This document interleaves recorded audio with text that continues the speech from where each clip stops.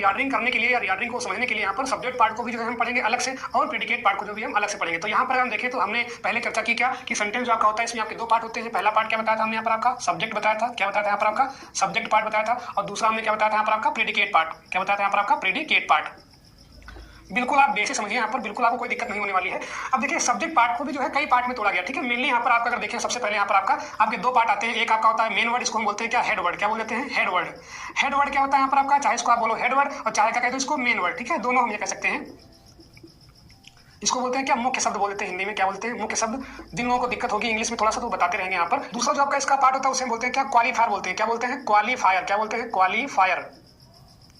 Qualifier क्या होते हैं, विशेषता प्रकट करने वाले शब्द, क्या होते हैं ये विशेषता प्रकट करने वाले शब्द होते हैं, प्रकट करने वाले शब्द, विशेषता प्रकट करने वाले शब्द, विशेषता प्रकट करने वाले शब्द।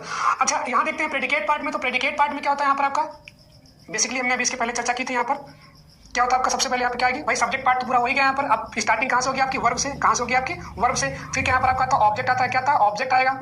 अब लास्ट में क्या बचता है यहाँ पर आपका कॉम्प्लीमेंट बचता है, क्या बचता है कॉम्प्लीमेंट। इसके पहले मैंने जो है इसीलिए मैंने जो है सबसे पहले चर्चा की थी कि सेंटेंस अगर आपका कोई दिया गया है तो वहां पर जो है क्या होता है बेसिकली आपका सेंटेंस का जो स्ट्रक्चर होता है क्या होता है सब्जेक्ट वर्ब ऑब्जेक्ट और कॉम्प्लीमेंट। अब देखिए वही बन रहा है सब्जेक्ट वर्ब ऑब्जेक्ट कॉम्प्लीमेंट। कहने का अर्थ होगा कि आपका कोई भी सेंटेंस लिखा हो वो हमेशा इसी जो है प्रोसेस को फॉलो करेगा। बस इंपरेटिव सेंटेंस में क्या होता है वहां पर आपका सब्जेक्ट नहीं होता है, वो सब्जेक्ट आपका छिपा रहता है। चलिए हम बात करते हैं यहाँ पर देखिए जो आपका ऑब्जेक्ट होता है ये भी आपका दो प्रकार का होता है। अब यहाँ पर मैं ये बात स्पष्ट कर देने वाला हूँ कि ऑब्जेक्ट आप सेंटेंस में कैसे पहचानेंगे। देखिए यहाँ पर सबसे आसान तरीका क्या है ऑब्जेक्ट पहचानने का तरीका, मैं यहाँ पे लिख दे रहा हूं ऑब्जेक्ट पहचान करने का तरीका,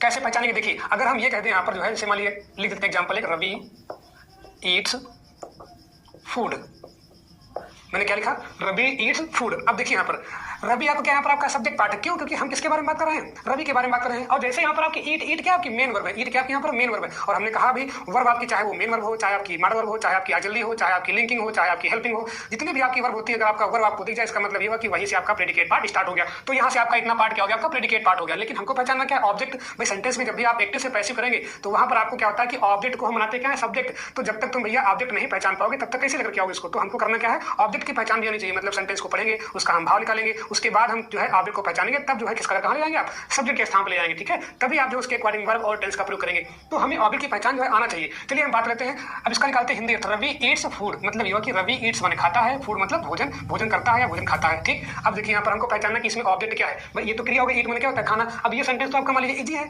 लेकिन अगर आपका सेंटेंस थोड़ा डिफिकल्ट आ जाए तो वहां पर कैसे पहचानेंगे। सबसे आसान तरीका क्या है जो भी आपका यहाँ पर इसका हिंदी अर्थ है यहाँ पे लिखे इसको हम क्या कहेंगे रवि भोजन